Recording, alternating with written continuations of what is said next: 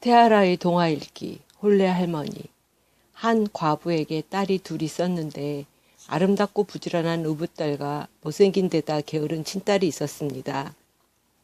그러나 그 과부는 못생기고 게으른 친딸만 예뻐했기 때문에 아름답고 부지런한 의붓딸은 신데렐라처럼 죄를 뒤집어 쓴 채 혼자서 집안일을 도맡아 해야 했습니다.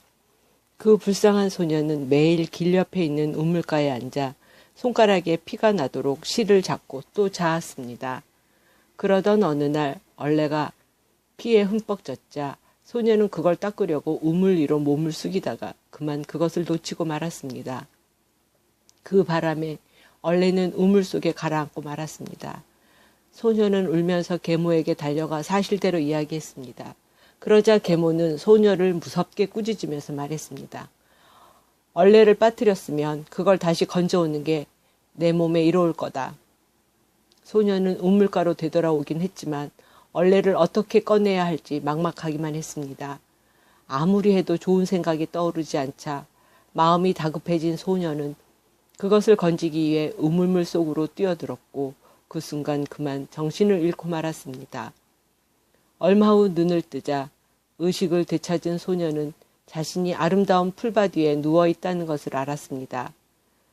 그곳에는 태양이 밝게 빛나고 있었고 많은 꽃들이 아름답게 피어 있었습니다. 소녀는 그 풀밭을 가로질러 걷기 시작했습니다. 그리고 얼마 가지 않아 빵이 가득 들어찬 오븐을 발견했습니다. 그런데 그 빵들이 소녀에게 소리쳤습니다. 우릴 꺼내주세요. 우릴 꺼내주지 않으면 우리는 다 타버리고 말 거예요. 우리는 충분히 익었어요. 소녀는 오븐에 다가가 기다란 나무 주걱으로 빵을 모두 꺼냈습니다. 그리고 나서 소녀는 계속 걸어가 사과가 주렁주렁 열린 사과나무 앞에 이르렀습니다. 그때 사과나무가 소리쳤습니다. 날 흔들어줘요. 날 흔들어줘요. 내 사과는 모두 익을 만큼 익었어요. 소녀가 그 나무를 흔들어주자 사과가 비오듯 떨어졌습니다. 소녀는 사과나무를 계속 흔들어 그 나무에 열린 사과를 모두 떨어뜨렸습니다. 소녀는 그 사과들을 모두 주워 한 무더기로 쌓아놓은 뒤 다시 걸어갔습니다. 마침내 소녀는 어느 조그만 오두막집 앞에 이르렀는데 그 집 안에는 늙은 여자 하나가 창밖을 내다보고 있었습니다. 그 할머니는 대문짝만한 이를 드러내놓고 있었으므로 소녀는 그만 겁을 집어먹고 도망을 치려 했습니다. 그러자 할머니가 소녀에게 소리쳤습니다. 왜 날 두려워하지? 나랑 같이 살자. 만일 내가 집안일을 잘 해낸다면 너한테 좋은 일이 생길 거다. 너는 내 이불을 깃털이 날릴 정도로 잘 털어서 깔끔하게 정돈해 주기만 하면 돼. 그러면 그 깃털들은 눈이 되어 지상에 날리게 될 거야. 난 홀레 할머니거든. 할머니가 아주 다정하게 말을 건넸으므로 소녀는 용기를 내어 그렇게 하겠다고 했습니다.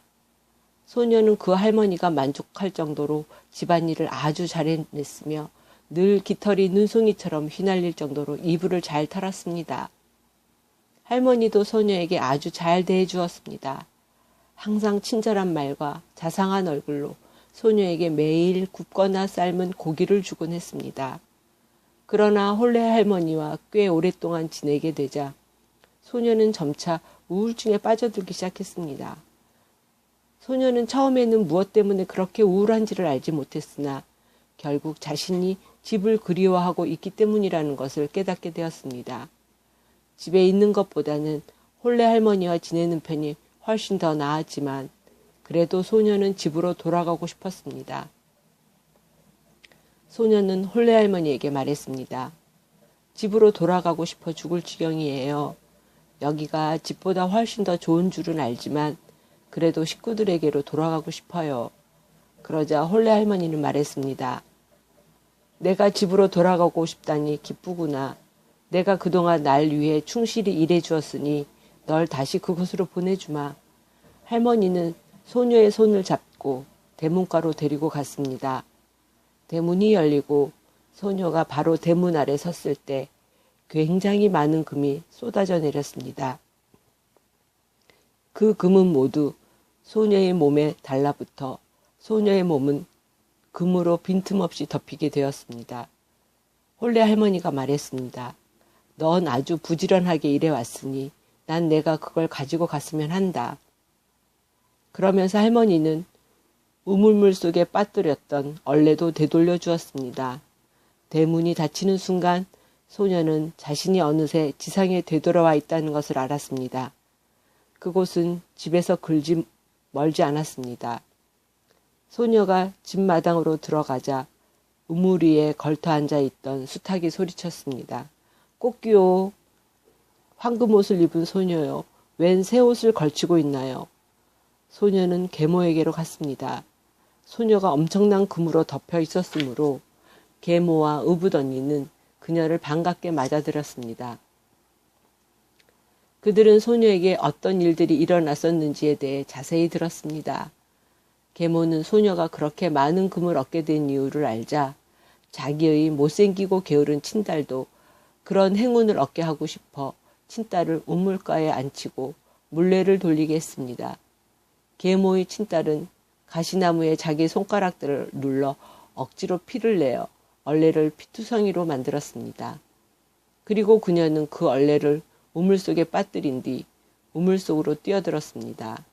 그녀도 동생처럼 아름다운 풀밭에 도착했고 그녀 역시 동생이 걸어갔던 길을 따라 걸었습니다. 이윽고 오븐 앞에 이르자 빵들이 다시 소리쳤습니다. 우릴 꺼내주세요. 우릴 꺼내주지 않으면 우리는 다 타버리고 말 거예요. 우리는 충분히 익었어요.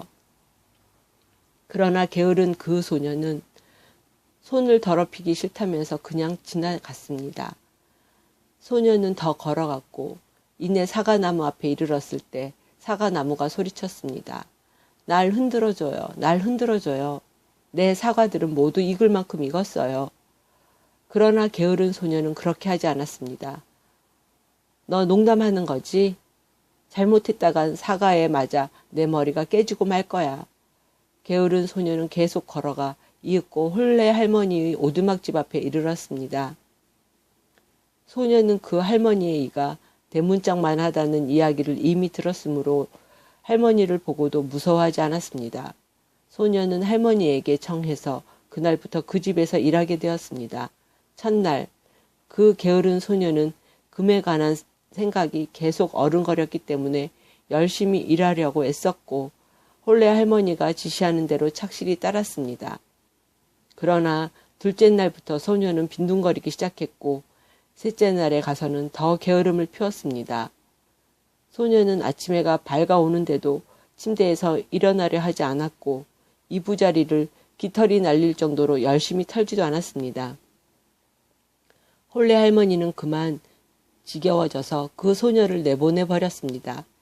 그 게으른 소녀는 일이 그렇게 된 것을 큰 다행으로 여기면서 이제 자신의 몸 위로 금이 쏟아져 내리려니 하고 기대했습니다.